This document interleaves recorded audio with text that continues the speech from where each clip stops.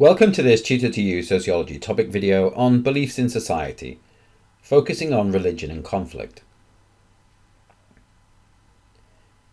In previous videos in this series, we've looked at how religion can either act as a conservative force or facilitate social changes in society. One way that social changes occur is through conflict in society, and often religion is seen as the source of conflicts, both civil and international conflict. These conflicts are not confined to one form of religious belief, with many conflicts in Europe, Africa, the Middle East, Asia and the Indian subcontinent being thought to be on the grounds of religious belief. One question that sociologists look to answer is, why does religion provoke such extreme reactions, when most world religions put forward ideas of peace and acceptance? In this video, we're going to look at some of the theories that examine the connection between religion and conflict. One sociologist that has examined the connection between religion and conflict is Steve Bruce. He argues that in many conflicts, religion is used as a convenient scapegoat for conflict, simplifying the often complex nature of geopolitical relations by seeing religious differences as the main cause of a conflict between two nations. He cites the example of the Balkans conflict in the early 1990s as an example of this. Despite long-standing tensions between Balkan states, religion was seen as the main motivation of the ethnic cleansing of Bosnian Muslims and the Srebrenica massacre by the Serbian paramilitary unit, the Scorpions, under the command of Ratko Mladic. Similarly, the conflict in Northern Ireland was simplified into Catholics versus Protestants, when the main cause of conflict was the battle for control over Northern Ireland between those who wished to remain part of the UK and those who wanted to be part of a united Ireland. Bruce argued that some conflicts were, however, based upon religious principles, and cited examples of Islamic fundamentalism. There are several recent examples of groups that align themselves with fundamentalist beliefs being involved in conflict, with the involvement of Al-Qaeda in terrorist attacks against the US and UK, ISIL's involvement in Syria, and the re-emergence of the Taliban in Afghanistan.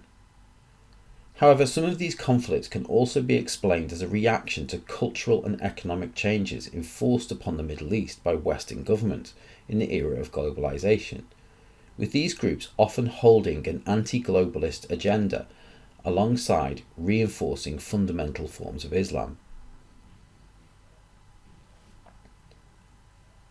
Huntington argued that this can be seen as a clash of civilizations. The ideas of Western society may clash with some of the beliefs of Eastern religions, and this causes conflict. The role of women in Western society can be seen to be against some religious beliefs, while the spread of capitalism and consumerism can be seen as a threat to more traditional values. This was even cited by the US president at the time of the 9/11 attacks as a reason for the attack on the US, with George W. Bush stating that the motivation for terrorism was an attack on the American way of life. It was an attack on freedom. Although the extent to which this is the case is debatable, with Western nations often accused of enforcing cultural imperialism on other nations.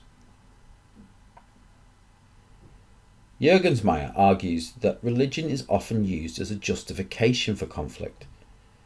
This argument suggests a division between believers and non-believers, with those not following a particular set of beliefs being seen as the other, an often used tactic to rally to support to a cause.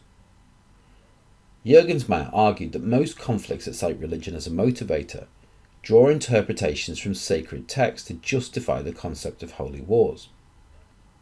For example, while Islam, as in many religions, taking one's life is a sin, the concept of suicide bombing was justified as individuals were part of a holy war and able to take their own lives if they also took those that opposed Islamic teachings. Christianity too has utilised concepts of holy wars, such as the Crusades, which acted as a cover for establishing control over trade routes from the East. In the era of globalisation, this othering of groups increases as nationalism rises in response to threats from outside of a culture. There are many examples of religious conflicts, and many have reasons other than religious differences alone for those conflicts. In the Middle East, the ongoing conflict between Israel and Palestine is often seen as a conflict between Islam and Judaism, but is largely motivated by the control of land and resources since the creation of the State of Israel in the aftermath of World War II by the Allied powers. The war on terror, whilst billed as religiously motivated, coincided with anti-globalization movements across the Middle East in response to the spread of capitalist ideologies. And in more recent conflicts, such as the attacks on Muslims in Myanmar and the resurgence of the Taliban in Afghanistan, are also motivated by control over land, but conducted in the name of religion. In evaluating the connections between religion and conflict, it's important to note that there is greater difficulty in separating religious and secular concerns in conflict. Often one influences the other, which means it's difficult to disentangle the different motivations for conflict. Those who believe that religion generates conflict often cite religious conflicts that predate the emergence of capitalism, such as the Crusades. However, many scholars would suggest that primitive forms of capitalism and conflict over resources and land have existed throughout history. Finally, for many, the central beliefs of religious practice is that of peace and pacifism, and as a result, religion and conflict are separate entities. That concludes this Tutor to You Sociology topic video on beliefs in society, looking at religion and conflict. Thanks for watching.